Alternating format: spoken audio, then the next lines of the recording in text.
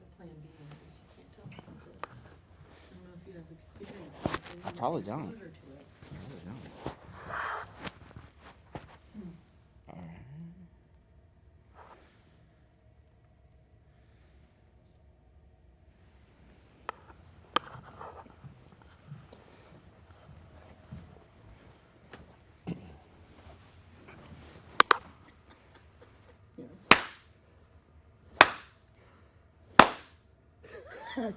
It's what you use to auto sync. Or are you clapping with me? You're let's go. Oh my goodness. That okay, that's I'm here to participate. the participatory award goes to you. Oh, this is going to be good. This is going to be good. Well, we start off here with a hot take. So, what you bringing today? Tell me about dating in 2025. No, you tell me about dating in 2025. No. You said I was supposed to bring the topic. And you're supposed to have an opinion on the topic. I have plenty of opinions. I'm asking your opinion. Well, seeing as I date my wife, and that's the only one I date, here's what I would say from a glance. It is probably really hard for people to date in 2025 because I dated before there was like social media, and I dated when politics in the world was not so fractured. So I have a lot of sympathy for singles because it's probably really hard right now. You can't even say like, you can't even get, it's like you go to Chili's or something and, well, who goes to Chili's? But you go to some restaurant and you're like, hey, I want, ranch with that. Ranch? How could you ever have ranch? I haven't had Don't that you know experience. how ranch is made? Where does your ranch come from? Is that organically sourced? How dare you treat the cows like that? I'm non-dairy. Yeah, right? Yeah. And it's okay if you're non-dairy, just don't penalize me for, drinking gallons of ranch. That may be the end of the date because maybe that person needs somebody who's non-dairy and they weren't clear You about gotta that in let their somebody. dating You profile. gotta let somebody know ahead of time if you have a unique, 100%. unique point of the world like that. It's like, hey, ranch really kind of. What dates are you getting in the Midwest if you don't eat ranch though, or don't allow people to eat ranch? I mean, I just you're say gonna people have to are. move. There's a continual hangover in the Midwest from alcohol and like cheese sauces, and I'd put ranch in there too. Dairy. Yeah, dairy. Yeah. So what's your hot take on no, not hot take. What are you talking to us about with dating? Why'd you bring that up? I really wanted your opinion because I'm always curious As a about pastor? A pastor Person? and a human. Yeah. Yeah. I know you're not dating anybody, but I didn't know if you. I know some of the congregation, but I don't know who you're exposed to that's in the dating world. So I was curious if you have any. It's been interesting talking to married people about dating. Because it's changed so much. Yeah. Yeah. I just have a lot of sympathy and grace for people trying to date in 2025. I accept your sympathy. You accept my sympathy. Well, then, and also in Springfield in particular, this is part of why we started this whole project is because I love Springfield, want to get to know Springfield. Springfield, I think, is really great for families a lot of times. And for those who are single, I'm not saying it's the worst, but I can understand why like a Houston, a Dallas, a Chicago, Boston might have more robust scene for you. Sure. Yeah. Yep. Okay. Well, Christi, you have a journey with Levitt AMP, and tell me a little bit about this story you have with Levitt AMP. So we started in 2019. What is Levitt AMP, by the way? What is Levitt AMP? Yeah. So Levitt AMP Springfield is a 10-week summer concert series. It's free to the public, and the idea that music brings people together. So it's funded through the Levitt Foundation that's based out of Los Angeles. They have over 50 sites now, I think, throughout the states, including Hawaii and Alaska. Do you know what number we were in that 50? Oh, no. There have been, there was one in Jacksonville before this, so it's just active sites it's right like a now. When I say rotation, that, okay. And people can reapply, they can lose their grants, whatever. But at one time, like last year, there were more than 50 sites. So Springfield got it in 2019. Well, we were granted 2018. First season was 2019 through Downtown Springfield Inc. That's who applied for the grant. It's right out here outside the church. So between my work and the church, and so we got involved over at my job doing the green room originally. And the green room's at the church. The green room was originally at Illinois Realtors. Oh, okay. And now it's at the church. Now it's at the church, because and of I the love that. shutdown. Yeah. I love going in there and like, I just love making people feel uncomfortable with the title pastor. Because I'll walk in. Oh, he's all right. Yeah, He's all right. I'll walk in and they're like, and Dave Leonati will be like, and this is the pastor, and like all of a sudden, the atmosphere changes in that room, and they're just like, oh, well, good to see you, and I'm like, all right. Yeah, they're not always sure what to do with that. No, they're not sure what to do with me at all. So yeah, we started in 2019. I helped with the green room, and then there wasn't food really out there, and that Okay. became a sticking point for me. Okay. Because I want to eat. Food in the green room or food out? Food out at Levitt. Okay. So there was like one or two vendors maybe that would show up, and you'd see, a line of 100 people when there were only 400 people there in the first place. And so Enter the hot dog people to Levitt AMP. well, I mean, so I was bothering the person who was in charge then, asking, what's up with the food. And so I was just like, why don't I do the food and be in charge of the food vendors? And so we had 2020 and we didn't have the series that year. And then 21, I got a nice soft entrance into it. 21, we promoted bringing your own food and local places with specials and whatever. And then we got deep into the food truck life. So That's probably better to get into the food truck life, because as you said, bring your own food. I was like, man, that could create a lot of trash and a lot of. Oh, we got a lot of trash anyway. You got a lot of trash anyways. But Okay. no, but it was really cool to be able to activate the food truck, because you don't see it anywhere else in town because we've got such weird laws and ordinances about food trucks. So that's very rare that you see them all lined up, especially in a free space. As a non-Illinois resident, we are very regulatory on so many things. Like, it has actually taken me aback. Like, oh man, there is regulation on everything. Yeah, and it's unfortunate because when it comes, and sometimes it's other businesses that are serving food as well that don't, that have their this is what my brain does now. It stops finding words. They have their objections to it. Okay. And so I get that, but these are also small businesses, locally owned businesses, most of them that just want a space, and people love food truck culture. People love the food truck culture. So how's it been like going from, because this past year, Levitt AMP had 2,200 people, a little bit north of 2,200 people at the biggest concert. Was it Lee Fields that had the biggest? No. Everyone should have been at Lee Fields. Yes. Lee Fields is dope. I mean, he is amazing. He was. I got He's to just hang amazing. out with him afterwards. I and know. I was saw like, pictures yeah, on your Facebook. I was like, okay, that was the right move to do. Yeah. But how was it like going from kind of its infancy to, I would say, a concert of 2,200 people is a pretty significant thing. So walk me through that process. So DSI changed hands a couple times. So executive directors, Lisa was there, then Kayla was there, and then Kayla left. And DSI didn't have the capacity really to be in charge of Levitt anymore. DSI is? Downtown Springfield Inc. So they didn't really have the capacity. They were looking for an executive director. And so Emily, who's was the person who did all the music and stuff for the last 3 years, we just took it on. We were somewhat unhoused as far as like not having an organization that was carrying it.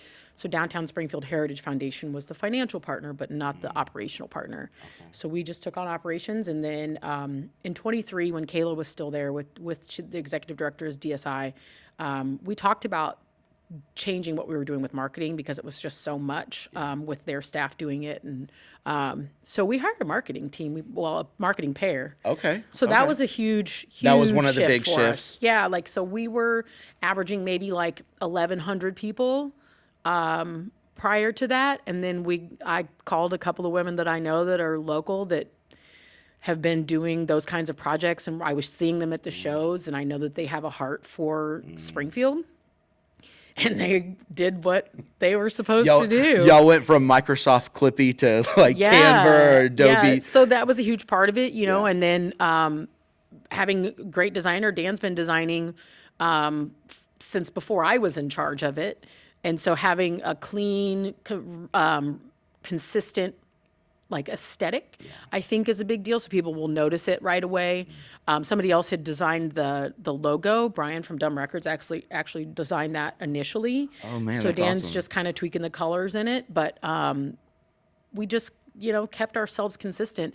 And those Katie and Sarah they're our team. They don't love being they don't love praise, which is crazy. But Katie and Sarah they rocked it.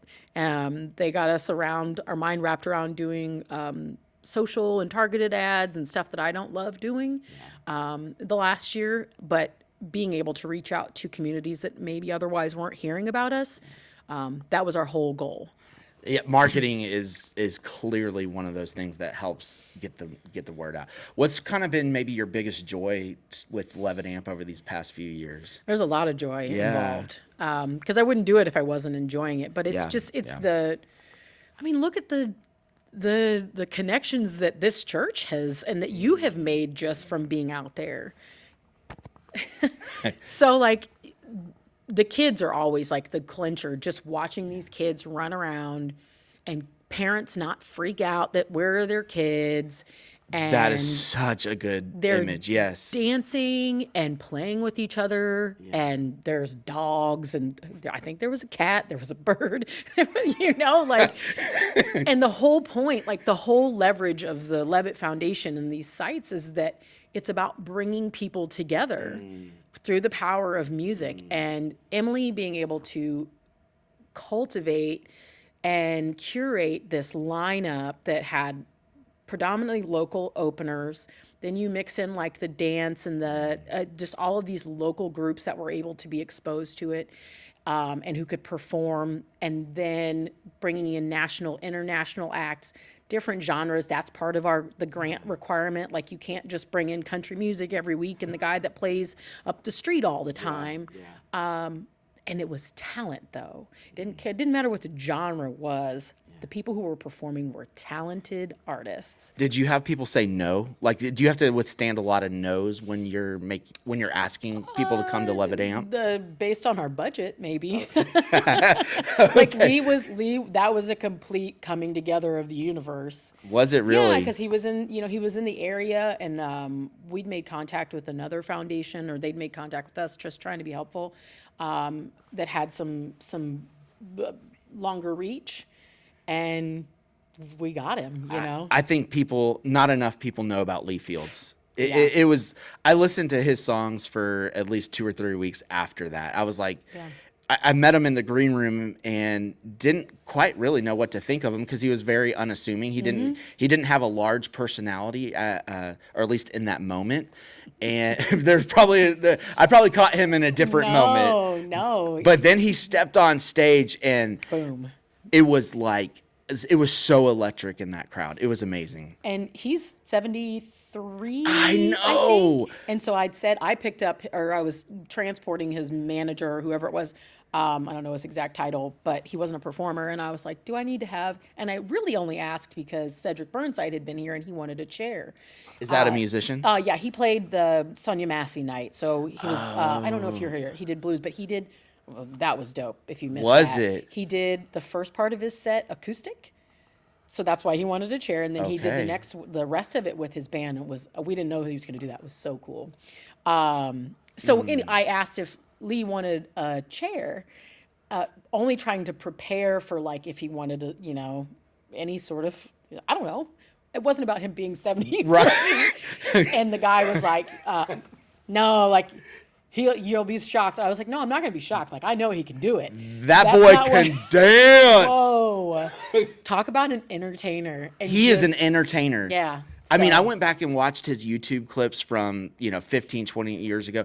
He is still like the same caliber of entertainment. Yeah. And so when you're saying that, like with him just being so like low key, and that's what he was like afterwards, this is me here and then this is me there. It's like you put that sequin jacket on and it's on. I will say that his band, he had an entourage. He had like 15 people, and they were all so reverent towards him. Literally the word I was going to use. Okay. Yes, Like they yes. were very like, well, what does Lee want? And there was no ego in that room because they knew Lee was the talent. Yeah. And that actually kind of struck me a little bit. Yeah, because they're all way younger. They're all way younger. And I got the same thing, like them just being like, oh yeah, if Lee is going to, and can we take care of you? How, just always paying attention to him and like, Can I more iron like your shirt, Lee? but like not in like No, it was not. Yeah, certitude. It no. was just like they know how talented he is. They know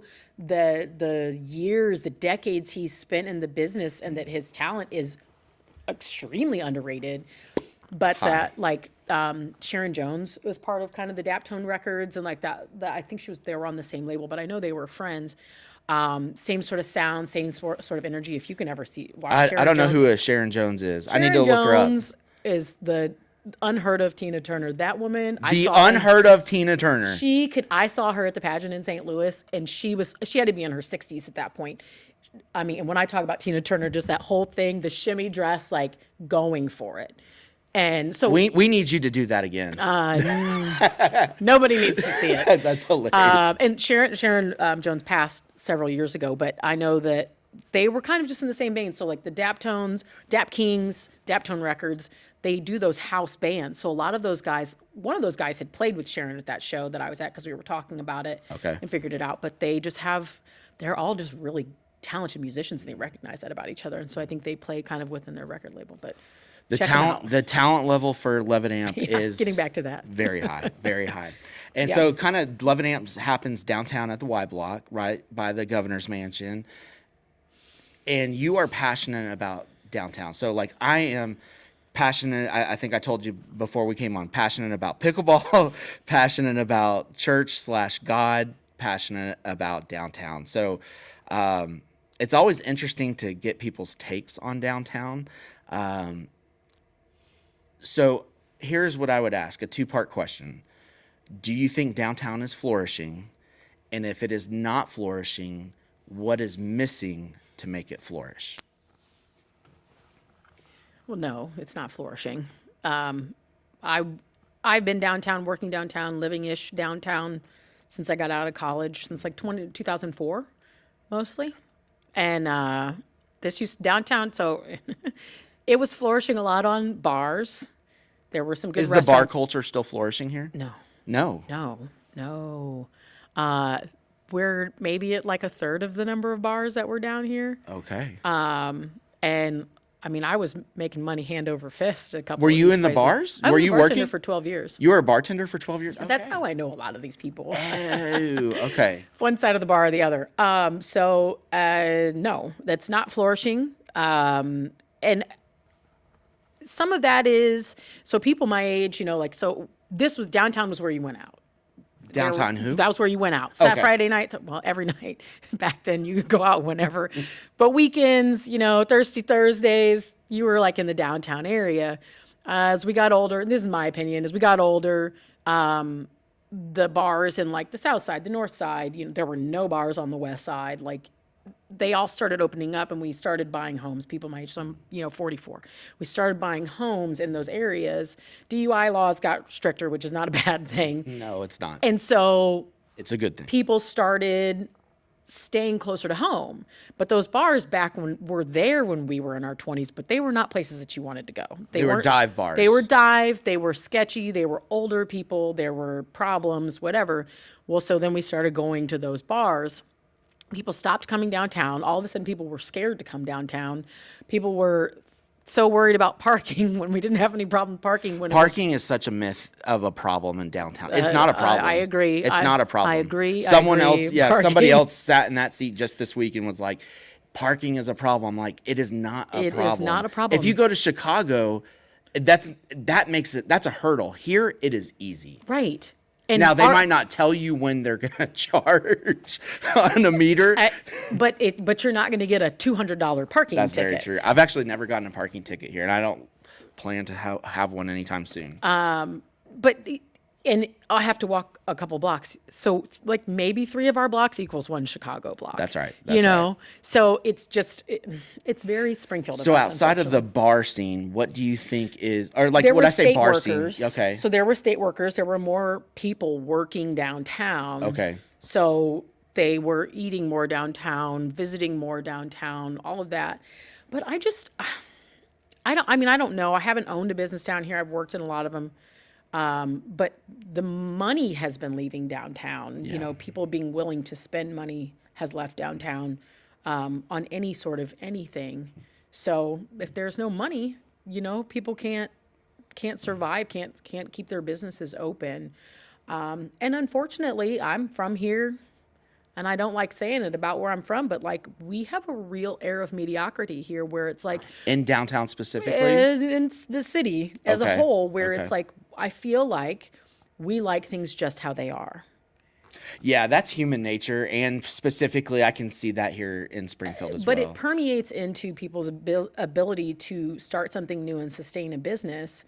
You know, we talk about some of the ordinances and the things that exist, but some of those things have happened because people wanted to stop somebody else from doing what they wanted to do versus opening up the, you know, business or, you know, and competition, which is healthy. And so we've stymied ourselves. We haven't figured out a way to invite UIS students downtown No, and we have actually not. give them something to do. That's right. The bus system here, I don't know a ton about, but I feel like it's stigmatized just because I'm from here, and it's like, I'm not taking the bus. And that's crazy because if you go to major metropolitan areas, people are on the bus. Yeah, yeah. And so it's, you know, I think we've got a lot of hurdles, but it's the people who love downtown really love downtown. That's very true. There's a fault line in Springfield of people, and there's no in between. It's either you love it or you're like, I haven't been there in 15 years. I forgot all about it. I've forgotten all about it. Yeah, it's unfortunate, and I have a hope and a prayer for downtown. Do you have like a downtown another experience in mind that you would say, ooh, if it materialized to that would be amazing? Like another city that you've been to that said, oh, this would look great, or this would be something every city I've ever every been city. to. So like I was in Milwaukee a couple months ago. I've never been to Milwaukee. Ooh, fun Milwaukee. It's Algonquin for the good land. I might have seen that movie a couple times. We're not worthy. Top 10 for me. So we stayed in the historic 3rd district, I think is where we were. And it was like right as fall was settling in. And so they had a bunch of vendors set up. And there's also like the public market is down there. But it was like a fall festival in the 3rd ward or 3rd district. People with kids, the t-shirt place had all their stuff out there for, you know, buy 3 for $5, free crafts, free samples, alcoholic, non-alcoholic, food. It was just so cool. And it was people from here to there to, you know, the elder sitting on the side waiting for, you know, the people to come out. And I mean, they have a different cross section of people up there. Milwaukee's bigger, but we just have such a hard time. And I don't want to stop seeing things happening in the different areas of town. No. But the problem is that people choose that I'm either going to do the downtown one or I'm going to do the west side one, or we don't do it all together. So it's not the downtown version of this market and then the west side version of the market. It's very divided, and some of that is, I mean, our city is very divided. But it's about where people want to spend money and where they feel safe. And Can you name the division that's in our city? 11th Street. 11th Street. Yeah. So basically where the hub is going in now, it's historically like, and I'm so bad at telling these things, but I did it as part of a presentation for the Levitt Foundation at one of the conferences they were at. But that's basically, it's white on the west, black on to the east. But then some of that started with the historical redlining. That's where it was. So the train tracks were literally divided by those train tracks. that run along. I guess it's like 10th, 11th between. So kind And of is like the 10th Street. divide racial Absolutely, and economic, you think? absolutely, Okay. yeah. We were. I don't remember what year it was. I can give you the fact, but we were like top 20 racially divided cities. Springfield? Not long ago. Really? I want to say 2017. Yeah. I did not know that. Yeah. I think I'd always heard people say it in conversation, but I never picked it up. And Yeah. so, okay. I'll find the fact for you. Yeah, we'll put that up. Okay, well, Springfield, Levitt AMP, dating scene.